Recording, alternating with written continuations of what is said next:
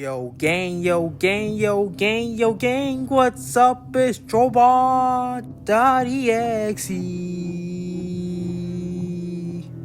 And welcome to a remake of a video I done on, it's been a minute since you've heard this, the Hall of Menaces. Today, we are revisiting a case, Gabriel, from the Mandela Catalogue.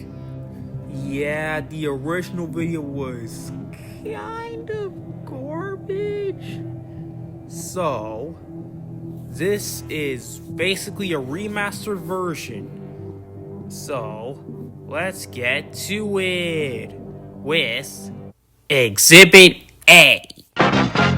Welcome to Exhibit A, Volumes 1 through 3. Let's go into Gabriel's origins. So Gabriel is a fake name. He is actually none other than the devil himself. And the alternates are actually pieces of him. Thus, I think they are basically extensions of his will. And the way they kill people is not with any physical force, no nothing. They spread information so dangerous that it kills the person 97% of the time, and within 3 days. And in Mandela Catalogue, they are everywhere, and can effectively mimic humans to the point that officials are warned not to interfere and let the victims die. Yeah, the training tape says, yeah, there's nothing you can do. They are cooked. And how the alternates even spread is probably one of the pettiest things I have ever seen. So, during Noah's Ark, yes, the biblical story, Gabriel advises Noah not to build the ark, and Noah did not listen to him. So, as a result, Gabriel created the first alternate, having it camouflage as a regular animal and bringing it on board. And that's how the alternate spread in the first place. Yes, everything started because Noah didn't listen to Gabriel to do a task. And also, the whole flood thing, yeah, that was Gabriel's fault. He caused it in this universe. And he did this in order to distract and weaken God long enough for Gabriel to finish him off. And how he gained so much power is through two explanations, both are equally crazy. He A, actually managed to overthrow God and become the new God, or B, deceived everyone so well that he messed up Christianity and turned it into his own personal huge cult. So, let's go to the actual series events themselves. In Overthrown, he doesn't really do much of note.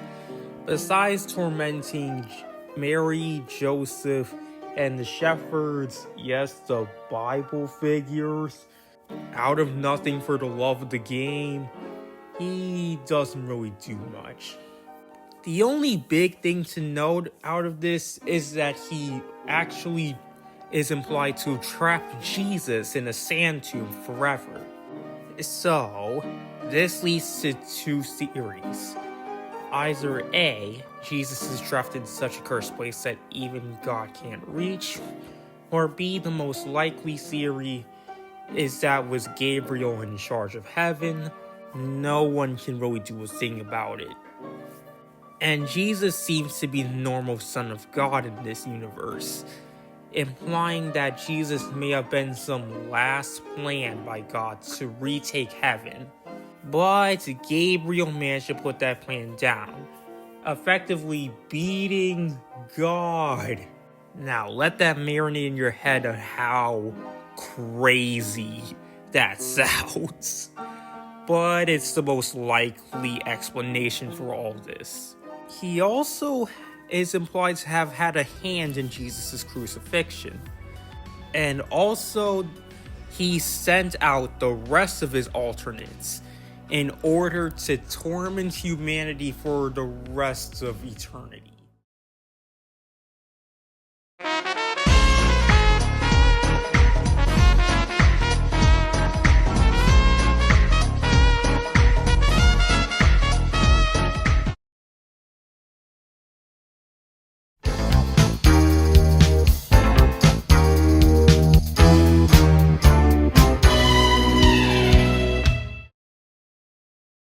So, that's it for Exhibit A. And now, let's go on to Exhibit B. B. Okay, now let's go on to Volume 4. It's just a prank, bro. So, there's this guy called Dave Lee. And Dave Lee is kind of in a rough spot now. So, he eventually contacts a guy named O'Brien, who offers him a spot at his church. After some pushing, I don't know, you need the bread! My guy! Well, Dave Lee takes the offer and goes to the church, and instead of O'Brien, he meets Gabriel. And Gabriel proceeds to roast him. Now, I'm actually going to play a clip from this. I truly have to hand it to you. You managed to live your entire life completely clueless. You are a fool. Your existence has meant nothing. Only a matter of time before I move to your cop friend. He seems like an easy target. So, after that little roast sesh, Gabriel is heavily implied to have just killed him on the spot, confirming the first on-screen body he caught. And also, as I forgot to mention, Dave Lee actually has a struggling business. That's why he is in the trenches. And there are two explanations behind O'Brien, as we saw him, is that A, he was either just a human persona created by Gabriel, or B, was a real person, but somewhere along the line there was a switcheroo leading to this prank gone deadly. B is my personal theory for this.